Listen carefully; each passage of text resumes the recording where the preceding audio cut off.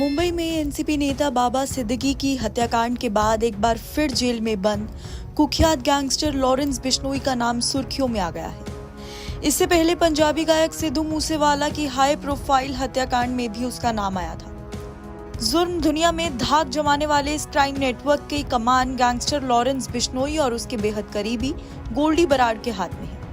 इन दोनों दोस्तों के गठजोड़ में भारत में शुरू हुआ उनका गैंग अब एक बड़े इंटरनेशनल क्राइम सिंडिकेट में बदल गया है। इन दोनों के बाद इस गैंग में अनमोल बिश्नोई और सचिन बिश्नोई के नाम भी टॉप लिस्ट में हैं, जो लॉरेंस के सलाखों के पीछे होने के बावजूद इस गिरोह का संचालन करते हैं। नेशनल इन्वेस्टिगेशन एजेंसी यानी एनआईए ने लॉरेंस बिश्नोई गैंग पर शिकंजा कसते हुए लॉरेंस के भाई अनमोल बिश्नोई पर 10 लाख रुपए का इनाम घोषित किया है।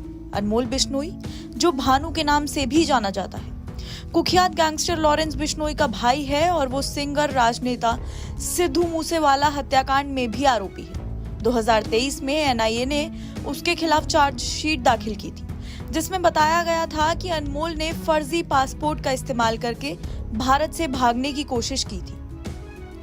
रिपोर्ट्स के अनुसार अनमोल बिश्नोई अपना ठिकाना लगातार बदलता रहा है और उसे पिछले साल केन्या और इस साल कनाडा में देखा गया था। उस पर कुल 18 आपराधिक मामले दर्ज है और वो जोधपुर जेल में भी सजा काट चुका है।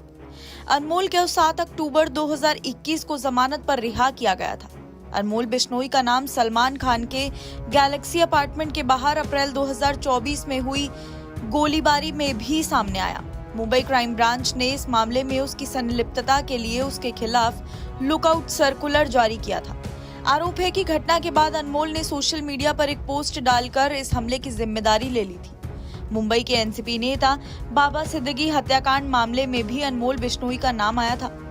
पुलिस जांच में सामने आया है कि हत्या के आरोपी शूटर अनमोल बिश्नोई से सीधा संपर्क में थे और हत्याकांड से पहले उन्होंने एक इंस्टेंट मैसेजिंग ऐप के माध्यम से अनमोल से बातचीत की थी। लॉरेंस बिश्नोई गैंग का संचालन अब अनमोल बिश्नोई जैसे करीबी रिश्तेदार करते हैं। गोल्डी बराड़, जो लॉरेंस बिश्नोई का करीबी साथी है और जिसे भारत सरकार ने दहशतगर्द घोषित कर रखा है, इस अंतर्राष्ट्रीय क्राइम सिंडिकेट का एक महत्वपूर्ण हिस्सा है।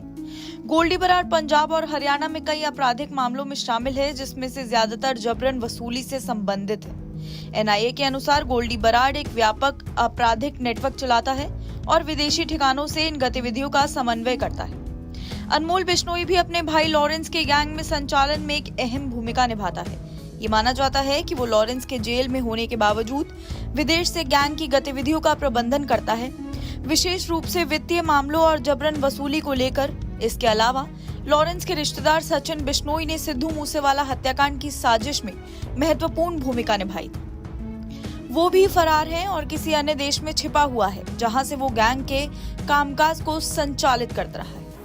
एनआईए और अन्य भारतीय कानून प्रवर्तन एजेंसियों द्वारा इस गैंग पर कड़ी कार्रवाई की जा रही है, लेकिन अंतर्राष्ट्रीय नेटवर्क के चलते इन अपराधियों तक पहुंचना चुनौतीपूर्ण साबित हो रहा है। लॉरेंस बिश्नोई के गिरोह का अंतर्राष्ट्रीय क्राइम सिंडिकेट भारतीय एजेंसियों के लिए लगातार एक बड़ी चुनौती बना हुआ है।